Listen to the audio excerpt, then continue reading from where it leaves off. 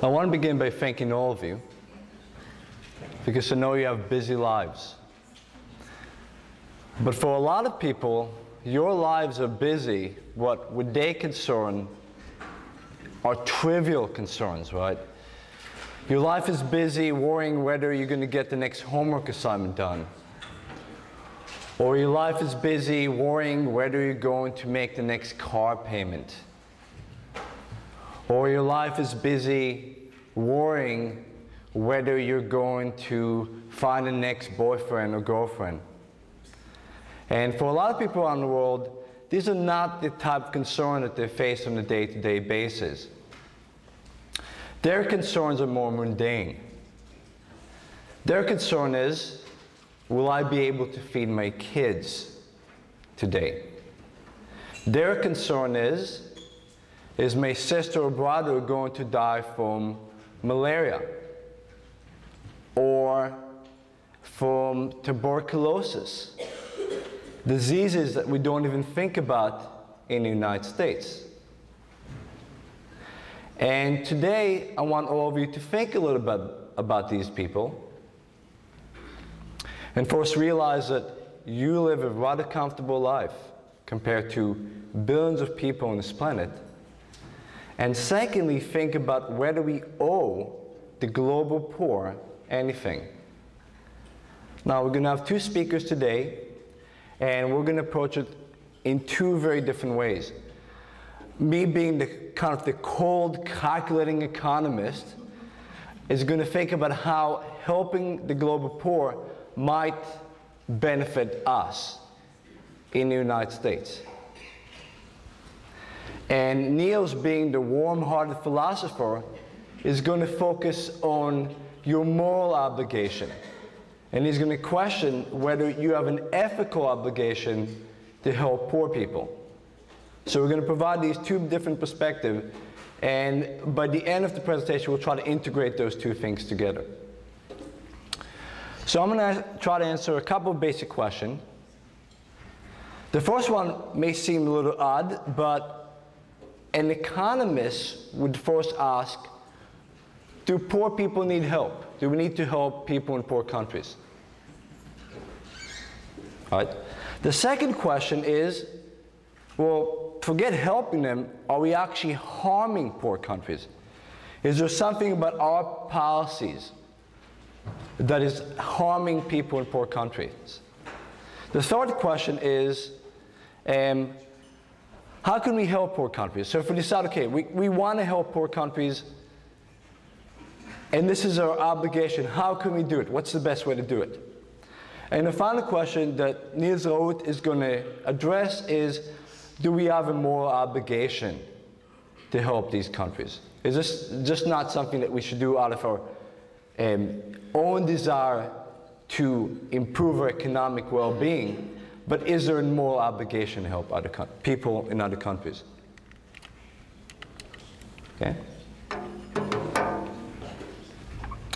So you're probably wondering why an economist might ask if poor people are in need of help. Well, it turns out we have this thing called the solar growth model. And if you look at the solar growth model, it tells you that countries that are relatively poor are going to grow economically very quickly. And eventually, those countries are going to catch up. So maybe they don't need our help. Maybe they don't need our intervention. And this is not far from reality, because a lot of relatively poor countries like India, China, Vietnam, Estonia are growing at a very fast pace. For example, if you look at China, which this year became the world's second largest economy, they're growing at about 10% a year since the 1980s. So they've been seeing neck-breaking growth for the last 30 years. And they are catching up. And as they catch up, fewer and fewer people in that country are poor. So people are being lifted out of poverty because there's economic growth. And you see a very similar trend in India, where the average growth since the 1980s has been 8%. So India, with a lot of poor people, is also growing quickly. And as India grows, many Indians are being lifted out of poverty.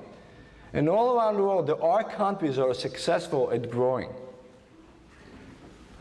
The problem is that we still have a lot of people around the world that live under $2 per day. So it's roughly about 40% of the world population. And if you live under $2 per day, as you might guess, you probably don't have enough money to feed your kids every day. You may not have access to clean water, so it means you expose yourself and your family to a lot of waterborne diseases. You may not even have electricity, and all those things that we take for granted are something that you may not have if you live under $2 per day. So there are still a lot of poor people despite that strong growth. But more importantly, many, many countries seem to be stuck. They can't get out of poverty. As hard as they try, they can't move. China is successful, but what about Somalia? Or the Congo? Or Afghanistan? These countries are stuck and they seem unable to grow economically without our help. So maybe they do need our help. This is what economists call a poverty trap. They're trapped in poverty and they cannot get out of it. All right? This is the way I would think about a poverty trap. You live in a poor country, let's say Somalia, one of the worst places in the world to live in. And if you live in a poor country, chances are you're going to have a lot of kids. And you're going to have a lot of kids for several reasons. First of all, you may not be particularly educated, so you're not going to plan your family. You may not even have access to contraceptives like condoms. And in your mindset, since you know several of those kids will die before they reach adulthood, you have to have kids as a form of insurance to make sure there's somebody to take care of you when you're old. And in that mindset, it's particularly important to have boys, because girls will get married away and move in with another family. So you don't just want kids. In a lot of countries, you want boys. And that means the population is growing very fast. So on your left side, you can see there's population pressure. And if there's a population that's growing very fast and they're using the natural resources, for example, a lot of these countries don't have electricity in all the homes.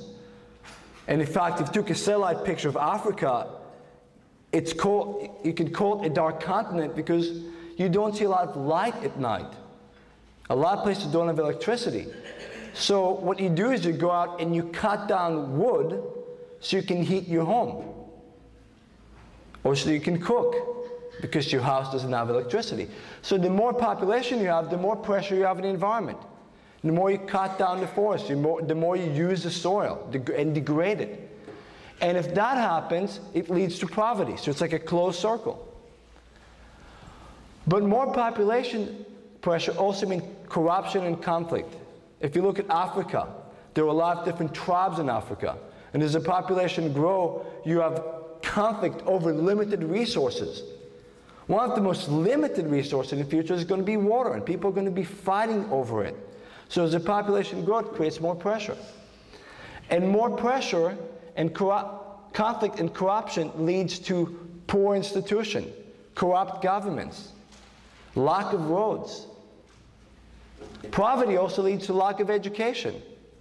And again, with lack of education, you're not going to have good, intelligent politicians, so you're going to have poor institutions.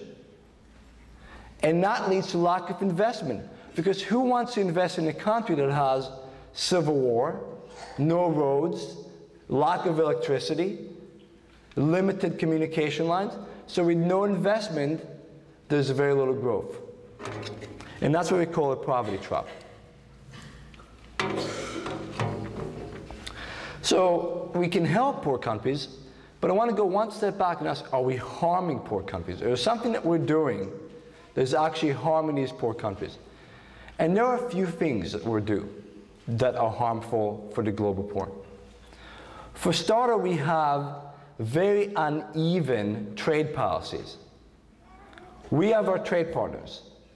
We're a part of the NAFTA agreement, the North American Free Trade Agreement, and we have partnership with our neighbors to the north, Canada, and our neighbors to the south, Mexico. So goods can move across these countries fairly easily with a few restrictions. But if you are a farmer in Peru, or in Ecuador, or in Africa, then you have a much harder time bringing your goods to the United States. You might be subject to quotas, which means restriction in quantity, and tariffs. And if you can't export your product to markets like the United States or Western Europe, then you're going to make less money, and that creates a problem. One example of this was the flower trades in Ecuador. Ecuador used to produce a lot of flowers. We levied a heavy tariff, which means a heavy tax, blocking away some of those flowers.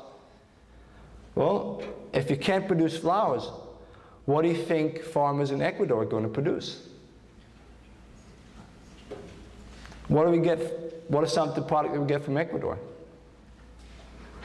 How about coca leaves that can be used to produce cocaine and other drugs? So blocking away one type of good created an increase in production for another type of good that is more harmful. Another way in which we harm poor countries is, and many economists agree with this, is the way our global institutions work, particularly the World Bank and the IMF. These institutions are designed to help poor countries. They're designed to promote development. But in many respects, they do the exact opposite.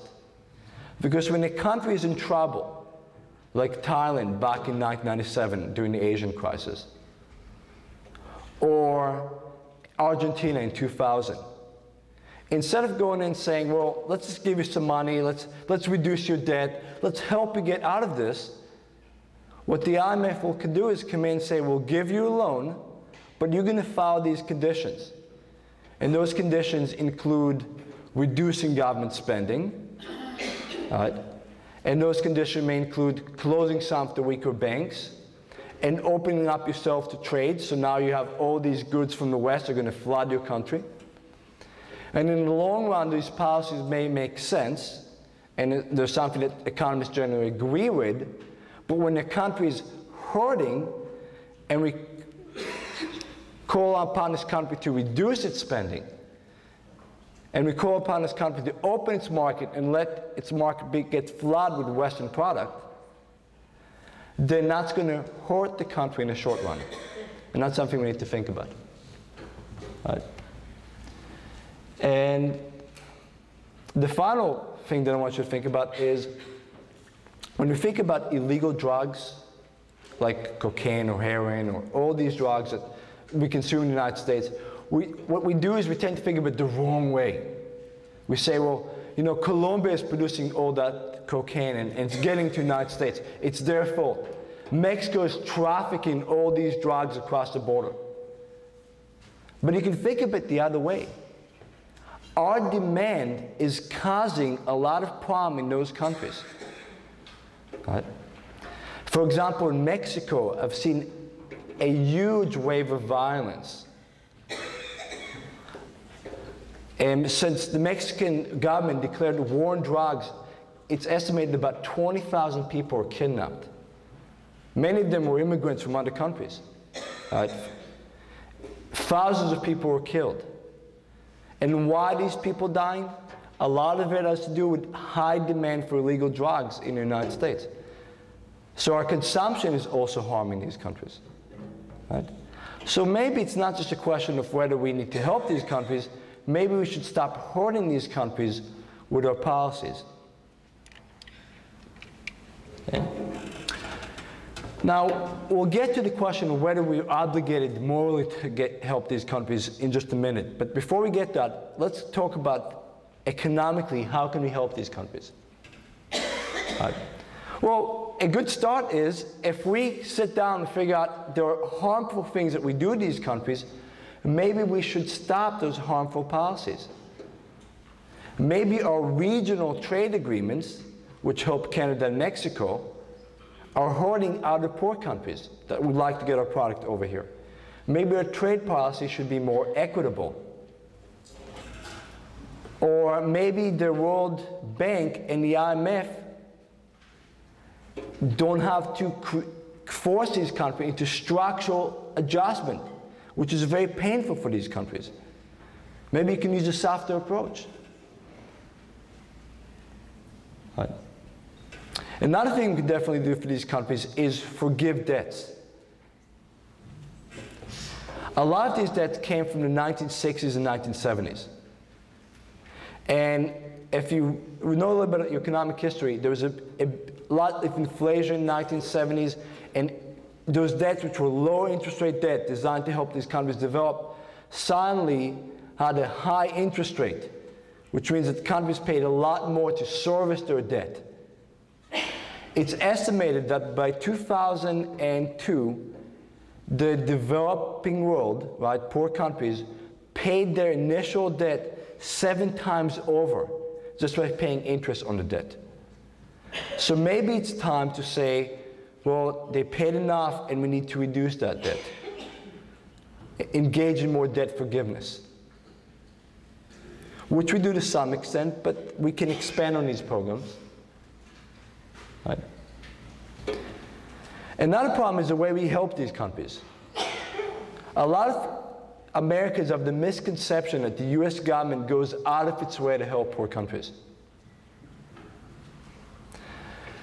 The OECD, the Organization of Economic Cooperation and Development, agreed that each rich country should provide 0.7% of its national income, what economists call its GDP, to poor countries. The United States contribution is less than 0.2%. We're nowhere near what we agreed upon to provide these countries with. Furthermore, our 2 biggest recipients are Israel, which is scarcely a poor country, and Egypt. So we provide official aid not to help the poor so much as to help our strategic allies. Right? Israel is a strategic and a political ally in the Middle East. So maybe we should change the way we provide aid. And particularly award countries that are going through positive democratic reform. Stop awarding corrupt regimes and start awarding countries that are opening up politically, that are allowing free press, and that are lowering corruption in their government. And generally, though, official aid, government aid, is not particularly effective. And there's a book by William Easterly called The Elusive Quest for Growth that looked at official aid, and what he found is countries that receive more aid and become dependent on it actually exhibit less growth than countries that receive less aid. That's because a more effective approach would be microloans. Give the loans directly to individuals. Give the loan to entrepreneurs, small people who are opening a stand in a fruit market, or a little laundry. All they want to do is buy a laundry machine so they can do washes for their neighborhoods, or raising a few goats. These entrepreneurs are the engine of growth in poor countries. And you can help directly. There's a website called kiva.org, K-I-V-A, and I use it. I make loans to people in developing countries, and so far every loan I made, interest rate free, has been paid back. The delinquency rate is 0.2%, which means 99.8% of all loans are being paid back on time. And finally, we can transfer a lot of technologies, things like using hybrid plants, better irrigation system. All these things can help poor countries, and we should be more open about transferring technologies over to these countries. Okay.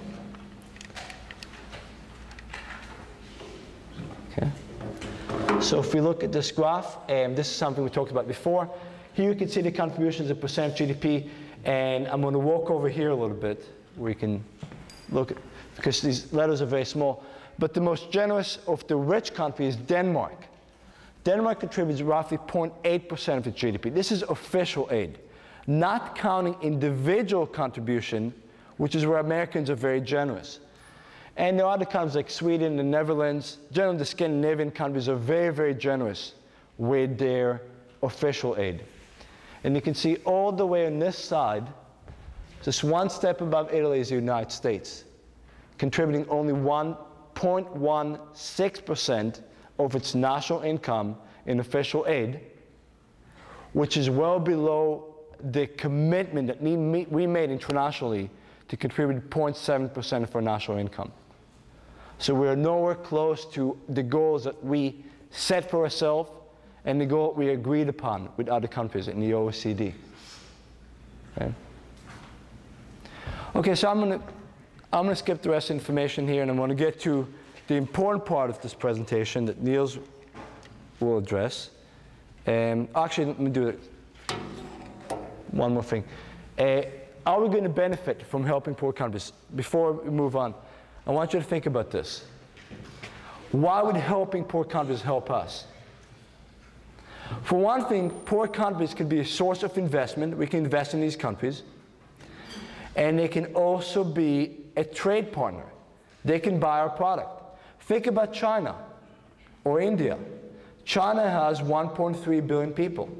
That's 1.3 potential consumers that can consume and buy US product. India is about 1.2 billion, and in the future will surpass China and become the world's most populous country. Those could be 1.2 billion consumers buying American product. But also, helping those countries create stability throughout the world. Think of Somalia, for example. Somalia is a wretchedly poor country. And because it's wretchedly poor, a lot of people in Somalia figured out that the only way for them to make money, or the best way, is to get on boats, ride out to the sea, and hijack ships in the ocean, and then hold them for ransom. So there are actually Somali pirates out there, and you hear about it in the news a lot.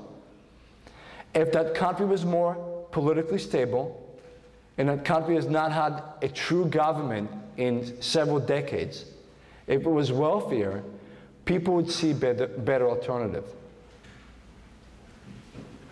And you can make the extended argument, say that one reason we see terrorism is the reason somebody's willing to blow themselves away, to kill themselves, or send their children to be killed, is because they don't see hope for themselves. And with economic growth comes hope. So now I really do want to move to the next part of the presentation and call upon Nils to discuss our moral obligation to these countries. And then we'll go back and we'll both be entertain some discussion questions and have you answer a couple of questions as well. Okay? Of course. Do I need to put? It's just that's for the camera.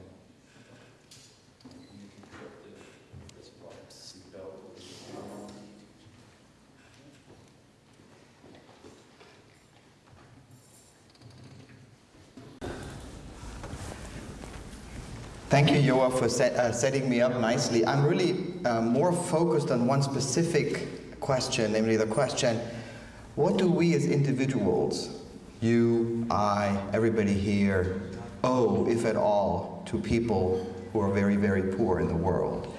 And so I'm not particularly interested in the question of what the US government does. I'm not particularly interested, although you will see it plays a role very soon.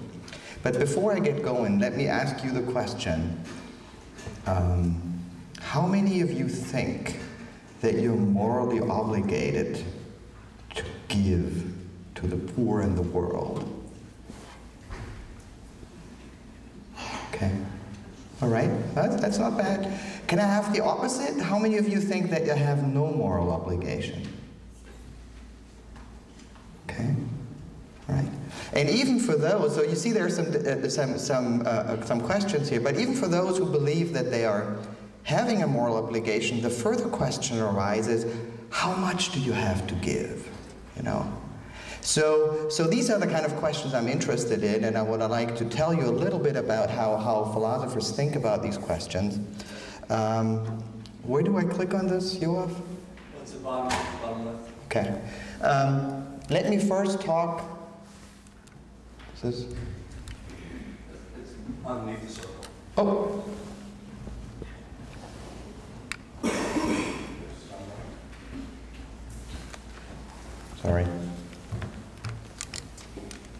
bottom right.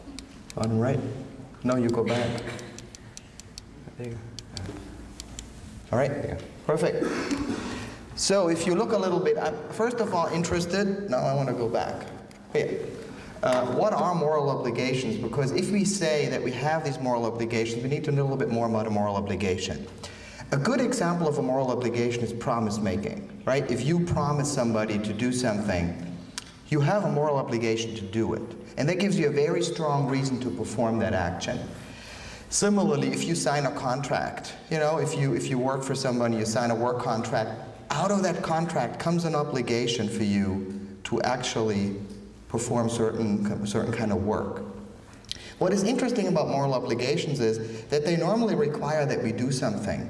And so you might, for example, say, I've seen some of you being skeptical, you might say to the global poor, you know what, I never promised to help you. I actually don't even know you. And because I never signed a contract that will help you, therefore I have no obligation. So that would be one way in which you could be skeptical. However, the point to see is that we sometimes have obligations to people, not because we have promised them to do something, not because we have done something, but just simply have an obligation. And for example, the most obvious example would be this, namely that we all have a very strong moral obligation not to torture people. And we just have that, not because we have promised to do so, but in many ways this arises out of the very fact what other human beings are. And so in this particular case, I think most people would agree that we have this obligation. And the reason we agree is that we have certain negative obligations not to harm people, not to interfere with their lives, not to inflict suffering on them. And most people, I would think, hold the idea, for example, that you should not go out and harm people in that way, and you have a general moral obligation. The interesting question for the question of global poverty is this one. Wrong way to go. Is this one. Do I actually have a positive obligation to give to the poor? And this is where most people kind of go in two ways. Nearly everybody is willing to grant the negative obligations. But when it comes to positive obligations, where it's not enough to refrain from doing something, where you actually have to pay money, where you have to do something, right? Most people think about these things, and again, I want to introduce a philosophical term here. Most people think about these actions as supererogatory actions. Okay, this sounds like a fancy term. All it means is that you are not really required to perform them, but it is nice to do so. So for example, I don't know, are some of you sometimes go into a nursing home and visit old people? No? Do you do something which you might consider to self to be a supererogatory action? Something which is really, really nice. But if you don't do it, nobody could be mad at you if you don't do it. Any examples? Yeah? I belong to the Unitarian Universalist Church, and the women's group for the past several weeks have been making dresses to send down to the kids in Nicaragua who live in cardboard boxes and dumps. Wonderful example. But you know, if you hadn't done that, nobody could blame you, although I give you a lot of praise for having done so, right? And so one way we could think about global help is that if you really help a lot, it's wonderful. But get off my back if I don't want to pay, because I don't strictly have a positive obligation to contribute to the poor. And this is kind of the debate in philosophical circles is, to what degree should we think about giving to the global poor as just a nice thing, but not something which is really required, or should we really think about giving to the poor something which is absolutely moral required, and you're actually doing something morally wrong if you don't give? My point of view, I don't have the answer to this. Quite honestly, if you ask me, I'm sometimes torn in different directions. Sometimes I think about giving as a moral duty, and sometimes I think about it as a nice thing which is not really required. And I don't really know how to answer this, but thank God there are smarter people than me, and I will hopefully introduce you to the thinking of what some people have said about this. Let me just ask intuitively for you one more time, now that we have some of these terms out. How many of you would think by not helping the global poor, you are doing a moral wrong? Okay, that's much less. And how many of you think about helping the global poor as a supererogatory action? An action which is nice and praiseworthy, but not really required. Okay, we shifted to the other side. Good, very good. And I hope you're with me at least to see the distinction. So let's go a little bit further, and let me introduce you to three possible perspectives, or three ideas about what is going on here for three philosophers. So, having only three perspectives is a little bit rough, but you will see if you ever take a philosophy class that we are trying to present people with options, but eventually it's up to you to choose which option is most plausible, and we'll see this perhaps in the debate.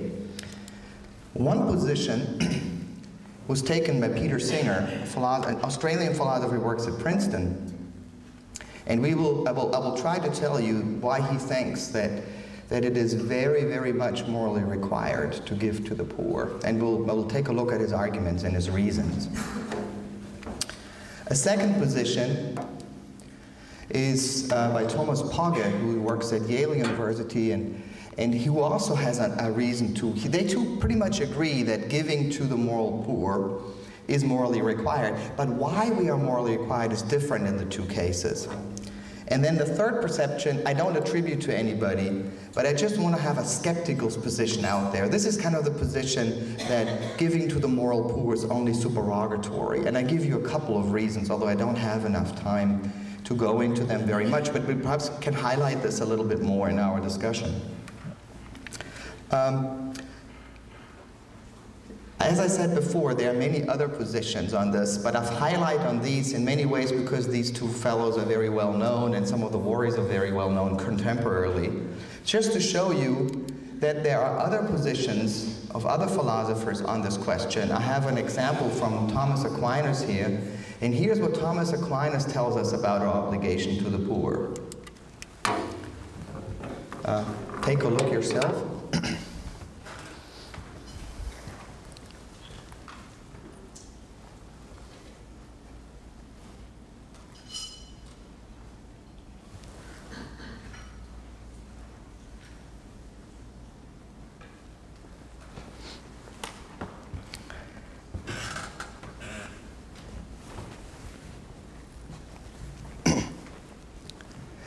This just to illustrate that there are many other people who have written on our relationship to the poor. The reason why I don't go into Thomas Aquinas a little bit more, as you might know, Thomas Aquinas is kind of the kind of father of Thomist philosophy, kind of the official philosophy of the Catholic Church.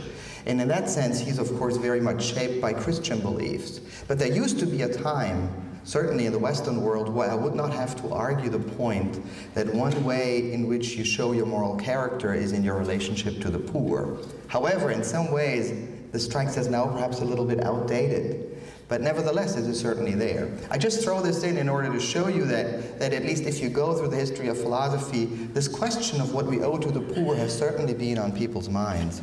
Let's now go into a more contemporary issue and come back to Peter Singer. Okay, I hope I can do a quick version of his argument of why we are morally obligated to help the poor. And it all has something to do with this situation. I don't know, what do you think you see there? It looks like he's drowning. Good, very good. And this is actually the example Peter Singer is very famous for. He wrote it when he was a very young philosopher. I think he was in his 20s, and it's one of the most reprinted articles. Yes, he gives the example of, he says, let's suppose you're walking along and you have your best suit on, your Italian shoes, they're all worth a lot, but you see a situation like this. What are you morally required to do? Jump in and stay. Yes, even if it costs you money, right? It is irrelevant that you have your expensive suit on. It is irrelevant that you have the Italian designer shoes which you just bought in New York City. If you see a situation like this, you would jump in and help. And if you don't, you're something like a moral monster, you know? And most people would agree with that intuition. Now, what I would like to highlight is this. What Singer says is this. He says, we have a moral obligation to help the child because we can. Right? Let's suppose you couldn't reach the child, right? It's too far away, right? Nobody can blame you. But if you are in a position to help the child, is the fact that you actually can help it, right? So what is important about making a moral judgment? The only way you get morally off the hook if you could argue that you can't help, right? You're not in a position to help. But if you're in a position to help, you ought to help. So what Singer now says is the following. Our relationship to this child who is about to drown is not that different from a moral point of view to our relationship to people who are dying every day. I think, Yoav, you need to help me here, but I think 20,000 children die every day from preventable diseases. I think every 3 seconds a child dies. So while we're doing this talk, probably 20 children died, right? Now what Singer wants you to see is, he says, what's your relationship to these children? Can you help? What do you think? Yeah. You can? This child, but I mean the children who are dying while we had this talk right now. You cannot help them?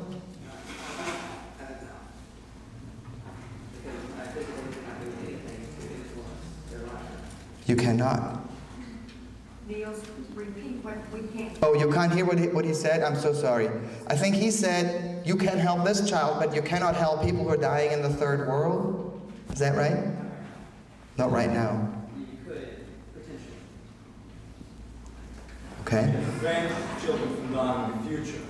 Is that true? Would you grant me that? That you can prevent children from dying in the future? So you're right, you might not be able to help the children who die right now, but in general, what Peter Singer wants you to see is we have causal power to help children dying in the third world. I think, Yoav, you outlined some very nice ideas, microloans, money, and everything.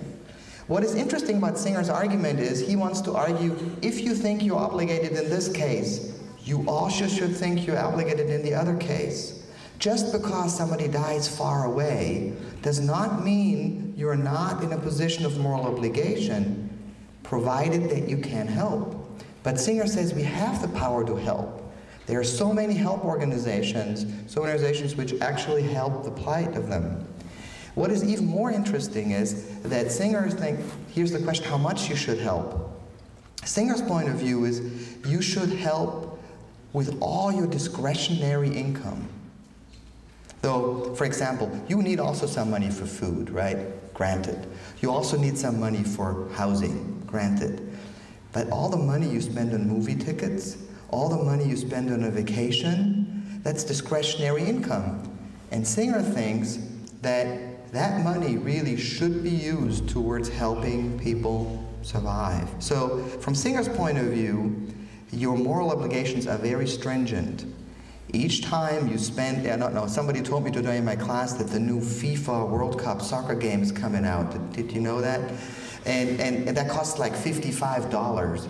But from Singer's point of view, those $55 ought to be spent helping, giving it to Oxfam or something like that. And you're really morally obligated. Okay? Let me give you a quick version of that argument, but we don't need to look at it. The argument really looks a little bit like this, but if we come back to it, the point arises. The first premise would say that we are obligated to help the child in the pool, and then there is no relevant difference to our relationship to people in the third world. Therefore, we are morally obligated to help people in the third world and give them our discretionary funding. I want to go very quickly and illustrate one more different way to think about our moral obligation. But given that time is already running out, I will just skip this. And it's actually going to be very similar to what Yoav already said. Thomas Parker's argument is not that we have a general obligation to assist people, but his idea is that we have a general obligation not to harm people, and that we actually are involved in harming people. And that was very similar to what you already pointed out. And let me just give you 3 reasons to be worried about these arguments for moral obligations. This is for you moral skeptics out there. Okay. One general worry about arguments such like as I have presented here is whether we really have truly global standards for justice. And let me try to explain this. What is a just tax system? If you all had grown up in Sweden, you would think about taxes very differently than you're used to growing up in this country. What that might mean is that different countries have developed over time perhaps slightly different traditions of just distributive justice. Sweden thinks about a just system in one way. The United States thinks about a just system in another way. And of course, perhaps Italy thinks about it in a third way. The main point I would like you to see is what some skeptics have said, that when it comes to questions of justice, you cannot ignore your cultural traditions. And you cannot answer questions of justice similar by reference to one particular kind of historical tradition. And when you come to a global scale, such a shared historical tradition doesn't yet exist. And so this might give some reasons to be skeptical. So this whole question about being morally obligated, it might look different in our world than in others. But some people have said, in general, when it comes to questions of global distributive justice, that we have, as of yet, no absolutely shared framework. If you go to the UN, there are some countries who do not respect human rights. And they think, for example, China, that that is part of their understanding. They think that they're responding to this. What I would like you just to see here is that there's some room for being skeptical about introducing general moral obligation on the basis of global justice. Secondly, and this is something Yoav said too. If you remember Singer's argument, Singer says that we are morally obligated to help poor people because we actually can help. But there is some worry about people that when you actually look at, for example, developmental aid, that most of it, or the majority of it, hasn't really worked very well. And so one general worry is, perhaps we are not really in a position to help. Perhaps we pour money into these countries and the money doesn't do anything, right? And that might be true of the microloans as well. And so one general worry about these arguments is that you disagree with Singer on the fact that you actually can help. And then a final worry might be this, that you might just in general think that when it comes to the international realm, the bearer of moral responsibilities are countries, but not individuals. And that the United States has a moral obligation to help, let's say, people in Afghanistan, but not me. Okay? And so that's a third kind of way in which you could be skeptical. Having said this, I hope that I have given you a little bit of thing to think about, and perhaps we have a little bit of time during the discussion to think about whether you actually have these moral obligations or whether not. Thanks so much.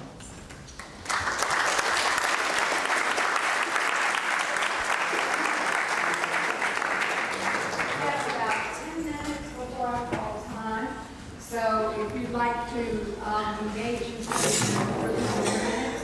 Heavens, if you don't want to, I think you weren't listening. I've never had any questions in my head. So please take minutes, and I'll call time, and those of you who have to leave maybe. Questions? I actually have one thing. I'm very interested in Cuba, but my question is this. I'm always confused about giving through an organization versus individually. I'm not economically bright enough to know which is the better, but I'm very skeptical sometimes about the organizations. How does the average layperson know? Is there any way for me to find out? I've gone and looked to see what the organization is. It's interesting because Kiva itself does not give money directly to individuals. What they do is essentially work with different regional organizations in South America, Central America, Africa. And what they would do is they rate these organizations they work with. So in addition to knowing about the individual, you also get to read about the organizations they work with. And they'll tell you what percent of the loans were paid back that were given to this organization. And that information now is highly accessible. It's very easy to find out about the reputation of the organization, and what I would also encourage you to look at is the effectiveness. In other words, what % of the money actually gets to the final recipients? And if you look, for example, at the Red Cross or any other major organization, there's always a large administrative cost involved. And the advantage of using Kiva is that every dollar you give will actually get to the final recipient. And that's one of the rules. You can donate money to Kiva on the side, but every dollar that you give for a loan will make it to the recipient. Okay, I have one for Nils too, and then I'll hush. Nils, how do we know if aid works? In my skeptical sense, I wonder if giving helps me morally.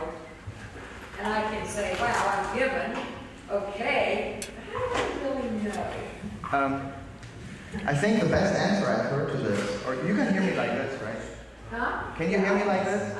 The best answer I've heard to this is that we don't really know enough yet about when and how aid works.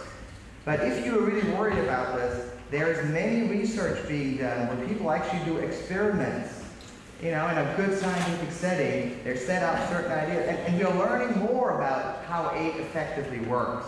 And if you're really worried about aid, you can actually fund the research, which investigates under what conditions aid works best. And as my understanding is, there are now centers at leading universities which are dedicated to the question of really getting to the bottom under what conditions where aid helps.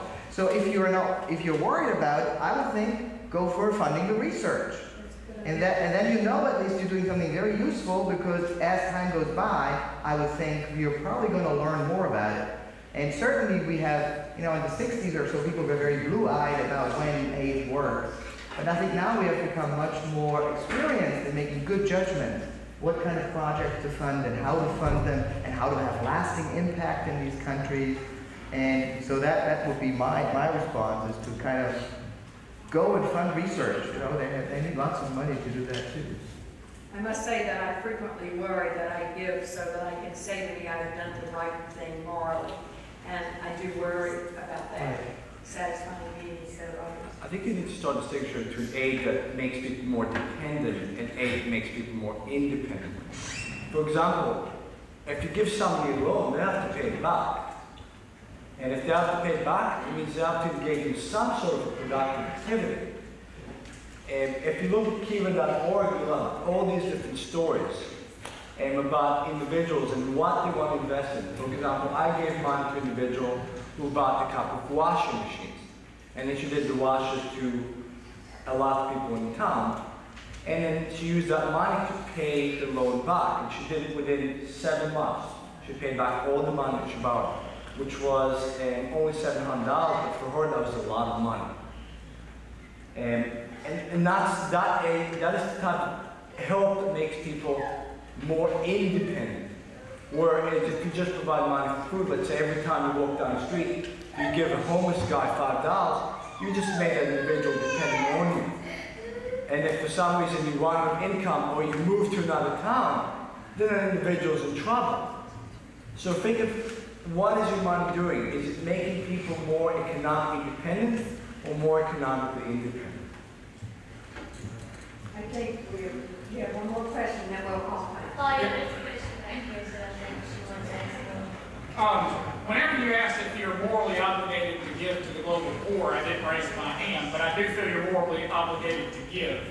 What makes one social issue more important than the other social issue? Because it depends on, I guess there's a value structure in what you're actually giving to. And what makes global poor more important than health, or more important than local issues, or more important than, like, is global poor the only issue? I think framework can be used for any issue of moral giving. Right. Well, I think if you take the Singer perspective, the reason why this is so urgent is because of the suffering, especially of children. And I think the need itself, you know, of those is so great. then it seems to, for example, override the need of whether we have health insurance in the United States. Because, you know, there's just more acute suffering. If you think every day 20,000 children die of preventable diseases, that's a large chunk. If you think about it, we were very shocked in this country about September 11th. 3,000 people killed. Terrible. But approximately 4 times as many children die every day. That's amazing. And of course they're not in the media, but I think what I would like why it has kind of importance to give to that is because the suffering is just so great. It seems so much greater than many of the other things. That would be, so I think that would be the guiding light. Does that make sense? Yeah, I guess it still sounds like it's what internally you feel is more important. No, not internally. It's the actual amount of suffering. Now, if you find another social issue where you can say, if we fix this, we could save 20,000 children, then it would have equal importance. But I don't think you could find one that easily where you would have a similar kind of suffering out there. I'm sorry, it is time. But I know you have a question, if you can stay and ask it. We're going to continue this discussion. I thank you for coming. You've been a great audience. How about one more round of